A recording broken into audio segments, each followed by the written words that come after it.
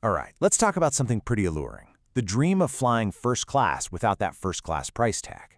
If you've ever gone down that rabbit hole, you've almost certainly run into this guy, Brian Kelly.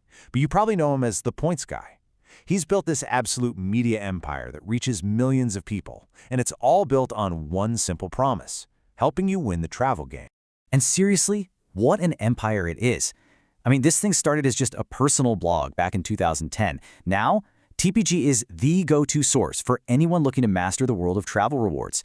He's made luxury travel feel like something, well, something the rest of us can actually do. But that leads to a really important question, doesn't it? Who is this whole empire really built to serve? Is it you, the person trying to get a deal? Or is it the credit card companies? That's what we're going to break down. So first up, let's look at the dream that the Points Guy is selling. And to be clear, there is absolutely no question that he offers some incredibly valuable advice. I mean, it's helped millions of people travel smarter. See, Brian Kelly's core message is this idea that we're living in a platinum age of travel. He's convinced that credit card rewards have totally changed the game, making these amazing luxury experiences, the kind once reserved for the super rich, way more accessible than they've ever been before. Now, the real heart of his whole strategy, the key to unlocking all of this, is something called transferable points. So instead of being locked into, say, just one airline's loyalty program, TPG teaches you how points from banks like Chase or Amex can be moved around to dozens of different airline and hotel partners. What does that give you? Maximum flexibility, the power to hunt down the absolute best deal.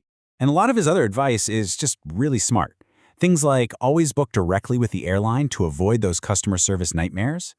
Be flexible. Let the deals tell you where to go. Oh, and this is a good one. Think of your points balance as a kind of insurance policy for last-minute emergencies.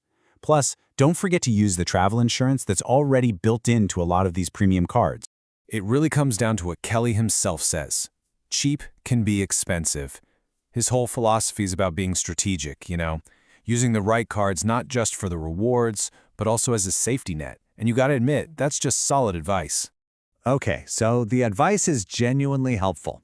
But you have to wonder, how is this gigantic operation funded? Well, let's follow the money.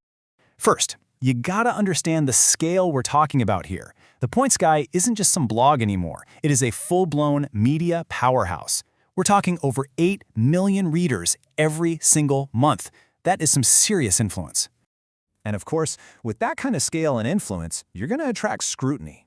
A 2024 report from a watchdog group called Accountable US really started to raise some tough questions about TPG's business model. They pointed to potential conflicts between the advice the site gives and where its money actually comes from. And if you look at TPG's journey, it's like a classic Silicon Valley success story. It launches in 2010. Just 2 years later, it gets bought for $20 million. And today, it's part of this huge private equity-backed media company called Red Ventures. The takeaway here? This isn't just a passion project anymore. It is a major corporate asset.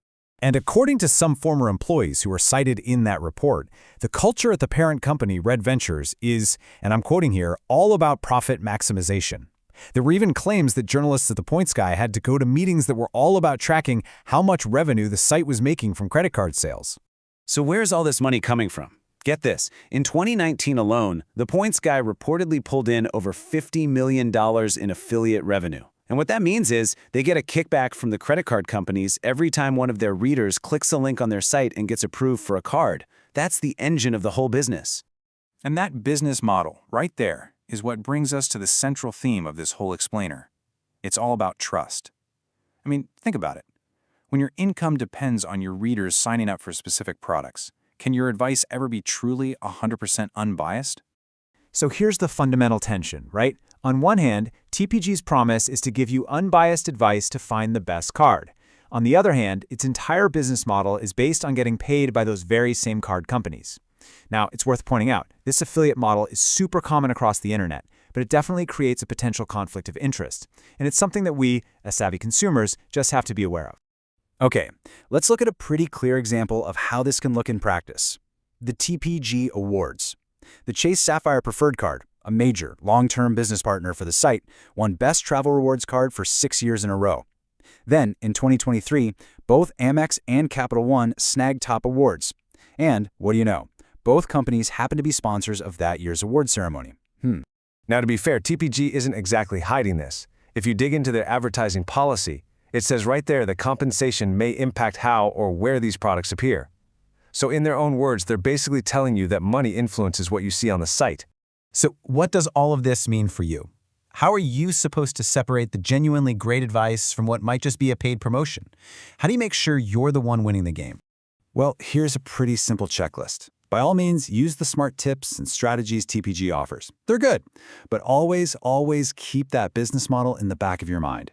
Be a little skeptical of any best card lists. Before you apply for anything, check a few different sources. And most importantly, remember that your goal is to find the card that serves your needs, not a website's revenue goals. And really, this all points to a much bigger question, one that goes way beyond just travel points. In this age of the influencer, where advice and advertising are just so completely tangled up, whether it's a travel blog or a TikTok video, how do any of us decide who to actually trust? It's definitely something to think about the next time you're about to click on one of those links